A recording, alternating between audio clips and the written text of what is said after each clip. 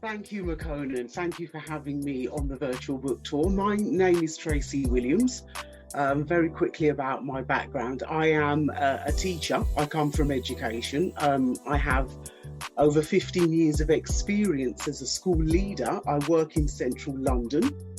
I've spent all of my career working in schools across central London, working with parents and children from probably every racial and cultural background that there is. I originally come from Bedfordshire, but I currently reside in Watford. So I do a lot of commuting on a daily and weekly basis. I am the author and creator of a series of stories called Stories to be Told. And they are basically short stories, or what I like to call poetic narratives, that talk about milestones and key events in the British Empire and about Britain's colonial past. And it's targeted for children aged between 9 and 14 years of age, because I felt as an educator and as a school leader, there were so many learning gaps within our curriculum, particularly in the UK.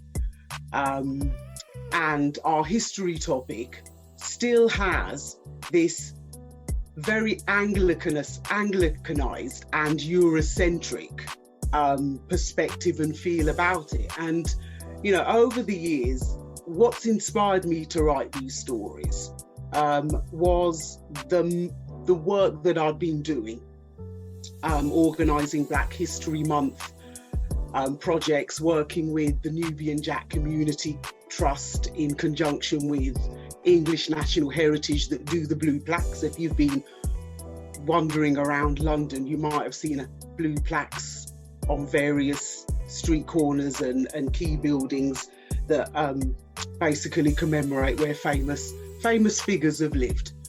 So I was very much been a part of that. So that's been one of my inspirations. But I just felt that there just wasn't enough in our history curriculum in schools that could really join the dots and make connections between the past, and particularly in relation to the British Empire and Britain's colonial past, and, you know, things that are going on today. You know, understanding the way that, you know, that there's so much political unrest in the world, and why there is so much political upheaval, why countries develop and shape their foreign policies with each other in the way that they do. And I just felt inspired to do some research on the topic, because I've always been interested in it. I've always had a passion for history and learning about the past, and a passion for reading and writing as well. And so I thought I would write these stories. And so far, I have published 8 titles so far.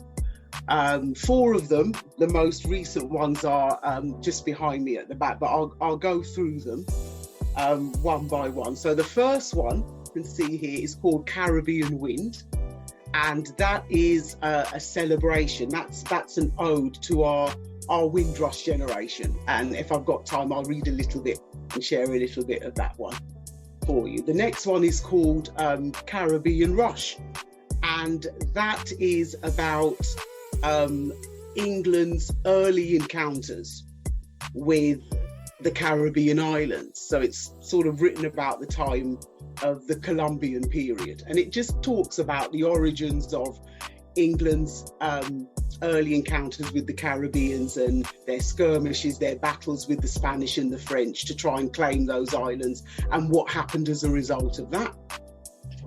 The third book in the series is called Knights at the Round Table, the Berlin Conference 1884. That's my shortest story, but it's a perspective on the scramble for Africa. And the fourth book is called Gone with the Wind, Macmillan's Speech for Change. And this is set in 1960. And, you know, it was a time of great political unrest across the colonies, particularly British colonies in the Caribbean and in the Indian subcontinent and right the way across Africa. And the Prime Minister at the time, Harold Macmillan, made quite a groundbreaking speech, because Britain had become aware that it was post-war and things were changing, and it could sense that its empire was going to break up, and that this speech is all about how Harold Macmillan shows that awareness and prepares Britain for those changes. And then you got the fifth one is all about, we go to Hong Kong, and it tells the story of how Hong Kong became colonized by the British, and how that was then handed back to China in 1997. And the sixth book is called Bite from the Big Apple, A Story for New York.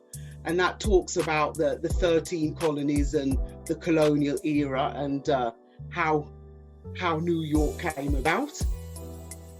The seventh story in the series is called Hope for Zimbabwe, Arise the Phoenix. And that again, together with the last story, the eighth story, Story for South Africa, talks about a bit about the pre-colonial history of South Africa in Zimbabwe, and about the journey through colonialism and the drive and the march for heritage.